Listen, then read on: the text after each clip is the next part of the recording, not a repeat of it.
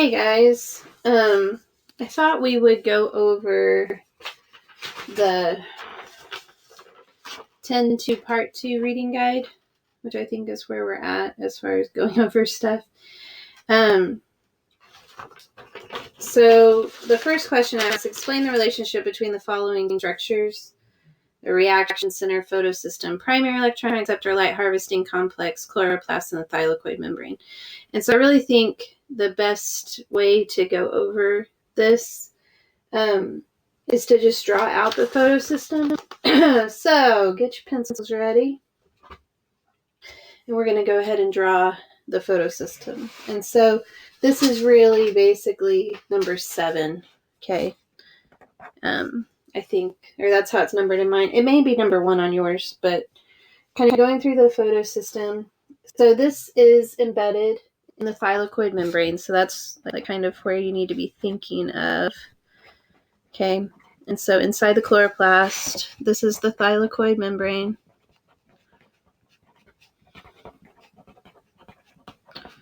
Which we know is where we're going to gather light, right? And so we have this big multi-part protein structure, okay? And so I'm going to kind of draw out the basics, and if you'll draw this in your notes with me. Probably should have made that a little bigger, but I think we'll be able to get it all in. I'll kind of zoom in on it here. And so we would have thylakoid membrane on both sides of this guy, okay? And you can kind of show like so that's kind of the basics. Again, this entire thing would be the photosystem.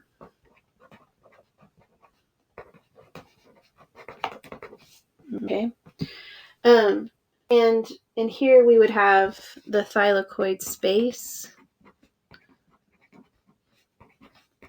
So we would be inside the little green pancake. Okay.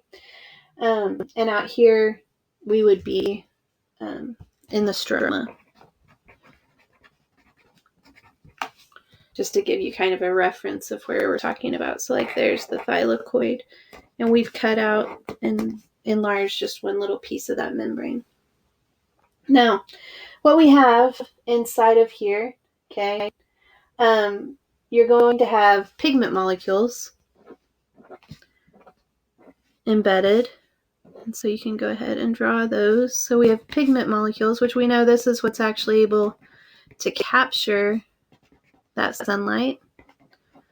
So there's our pigment molecules embedded inside of there. And what we have right here is a special pair. You're going to have 2 right here. And these are special pair of chlorophyll A. And we know chlorophyll A is important to photosynthesis. And so this is a pair of special chlorophyll A molecules. And really the reason they're so special is because they can boost an electron to a higher energy level, which is going to be important. So they're really going to use that energy from the photons to boost that electron to a higher energy level.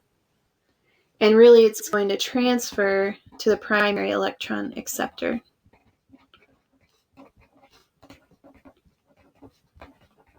And doesn't this sound familiar? In cellular respiration, we had a final electron acceptor, which was oxygen. And in photosynthesis, we have a primary electron acceptor. And so, we're going to kind of throughout this entire process see the relationship between the two. And so what happens is the photon comes in. So here's our photon. Our photon comes in and hits those pigments, and it's actually going to bounce from pigment to pigment to pigment until it goes to those special chlorophyll A molecules. And when that happens, like we said, it's going to push that electron up. Okay. And that electron is going to go to the primary electron acceptor.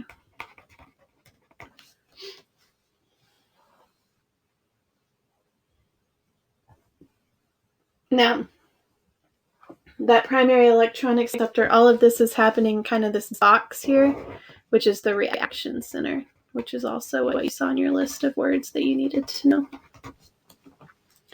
And so that's kind of, and this transfer here is a transfer of energy. When we talk about that photon.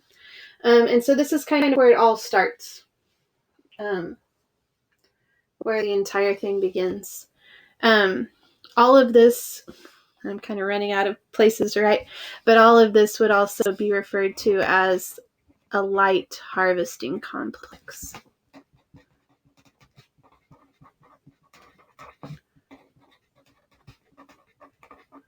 And so that first question asks you to talk about the relationship between the reaction center, okay, which is where that actual electron jumps, the photosystem, which is this entire complex, the primary electron acceptor, it's kind of where the whole process is going to begin, the light harvesting complex, which is, again, kind of this entire process of pigmentation, the chloroplast, which this is inside the chloroplast, right, and specifically inside the thylakoid membrane.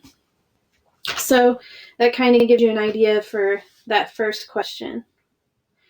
Number 8 for me, what molecule is used in the non-cyclic electron flow and was ultimately produced by the non-cyclic electron flow? And then the next question is going to ask you to explain what occurs by explaining the figure. So let's look at this figure. Okay, let's take a look at these pictures. And if you haven't filled them out yet, that's okay. So we just drew this, right? This is closer, kind of a different depiction of what we just drew, with a little bit of added kind of information. And so they give you kind of the thylakoid membrane version, and then they give you kind of a play acting out, okay, where we see these guys using, hammers and things kind of going up and coming down. And so let's kind of talk ourselves through these first, because I think they'll help us answer the questions later. So let's kind of talk through both of these. And we'll just start at the beginning. Let's start with A. And so we see A coming in. We know that the first thing that happens is we've got to split water. Like when we're talking about just the overall process of what's happening here, we've got to split water. And so A coming in right here is water. Okay.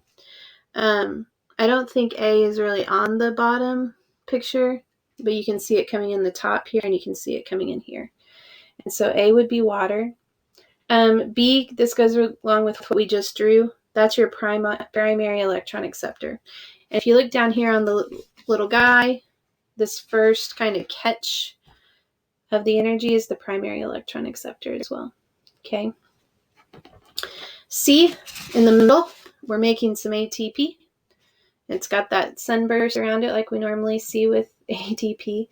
And D is going to be our ATP synthase in photosynthesis. So, and it happens through a mechanism called a cytochrome complex. Okay.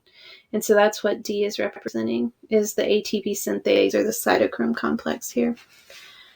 E, this thing that's actually being transferred around once we get here, that's going to be the electron.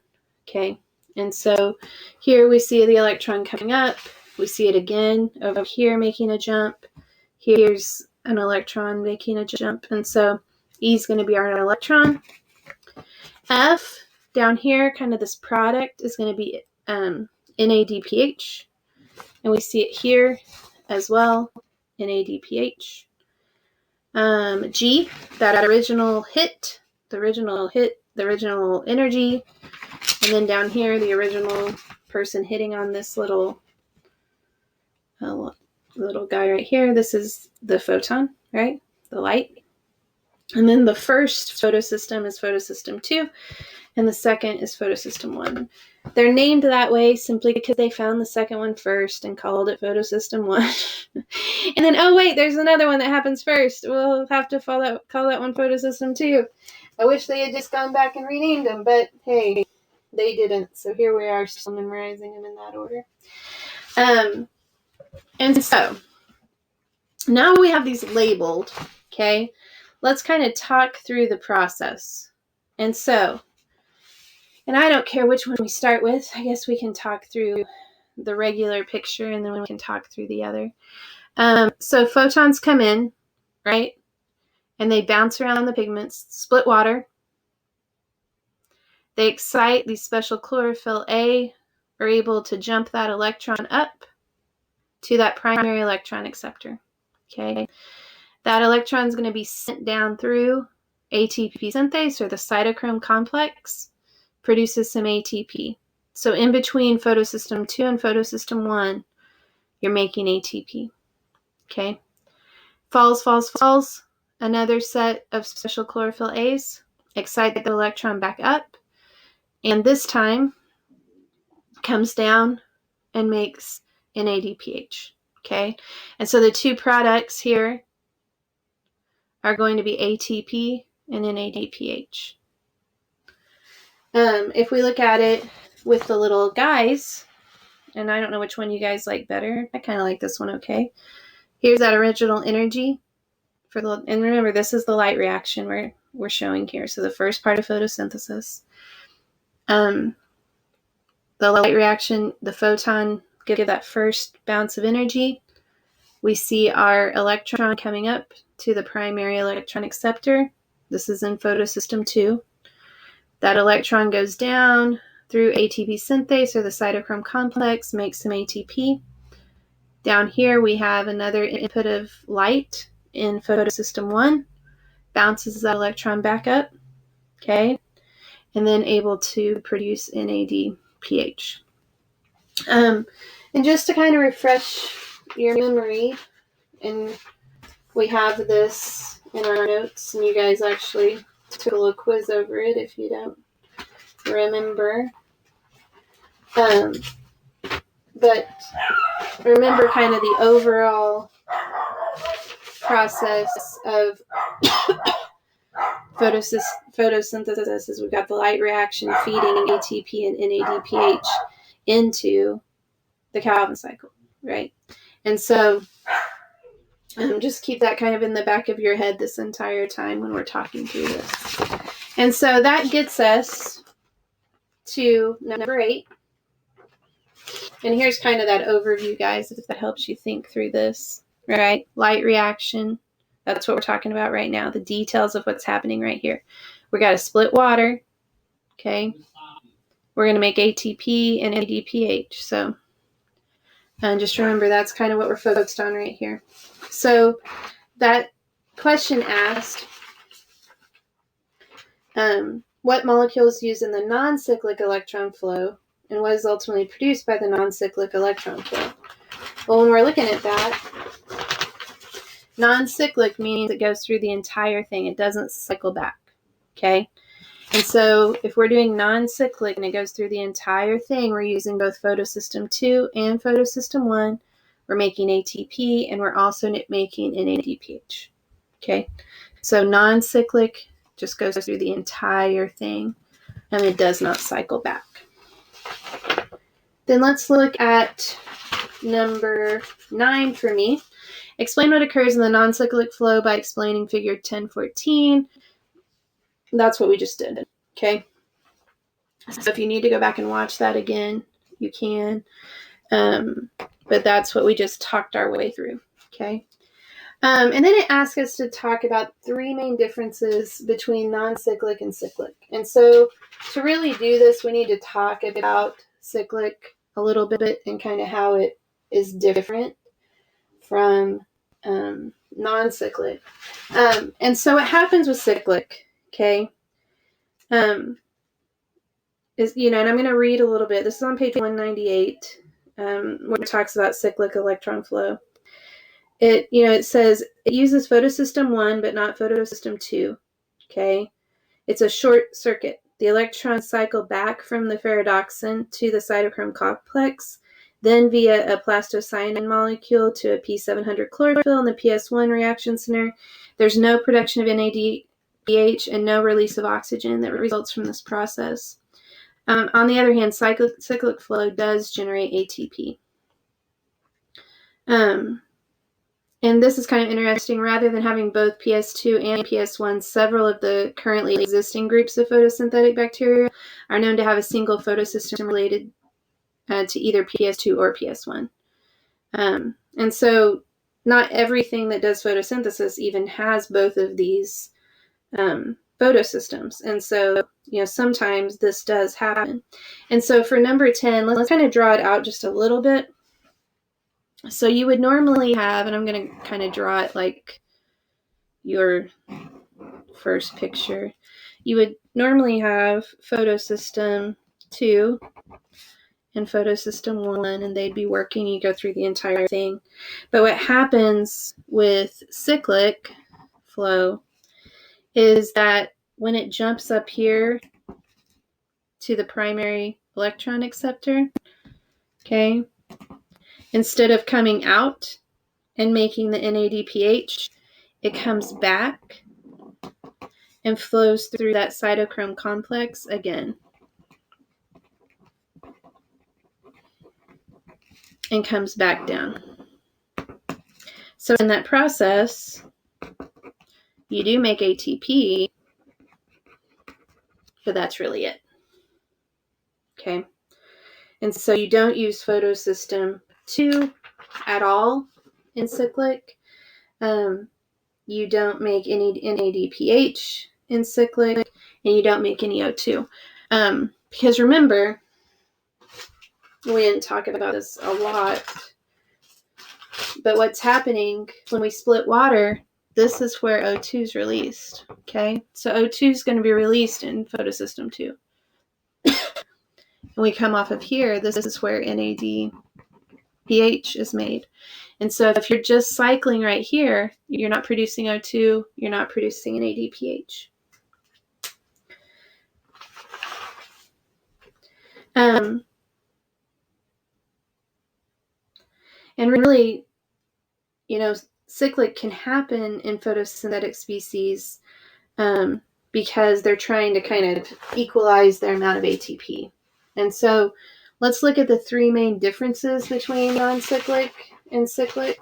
Okay. I mean, the big ones, you have no production of NADPH. You have no production of oxygen.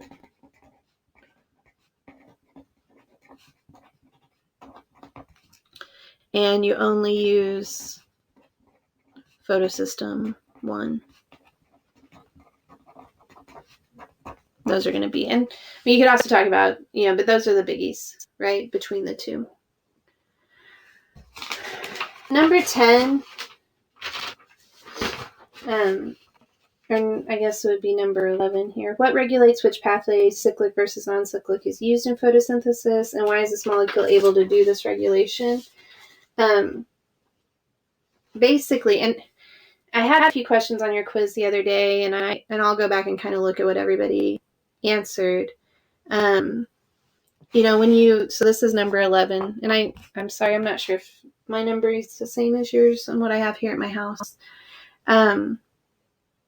Here's kind of what you need to know. The Calvin cycle takes 9 ATP and 6 NADPH.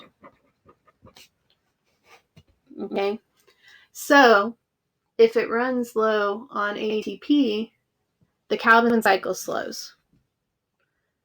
And if it slows, you end up with a buildup of NADPH.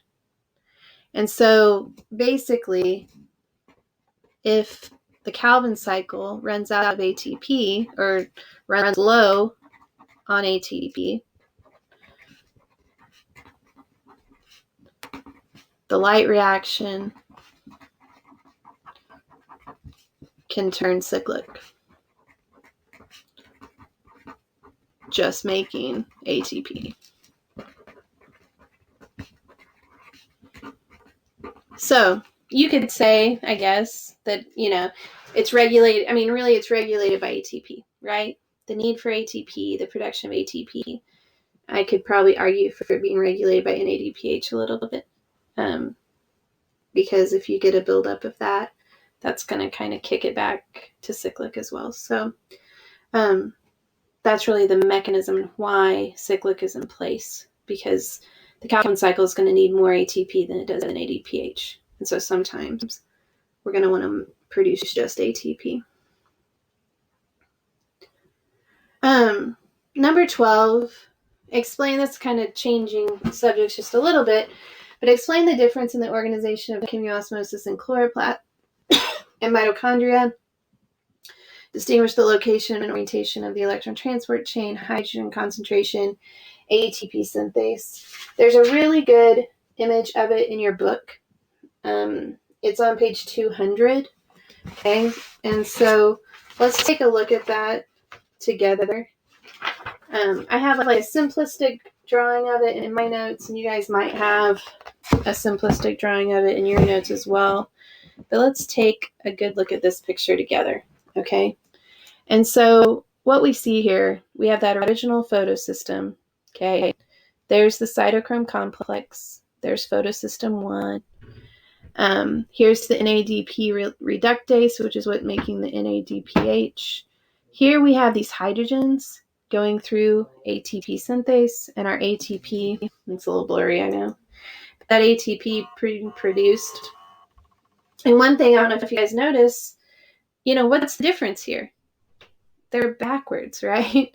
I mean, basically the entire thing is arranged backwards from how we saw it in the mitochondria, where we ended up with ATP on the inside of the membrane. We now have it on the outside, where we had our hydrogen concentration is reversed. They are basically reversed in the way that they're used. And part of that is because the Calvin cycle, okay, is going to use these things, and we're getting them to that Calvin cycle. And so it's made specifically for the way it needs to work.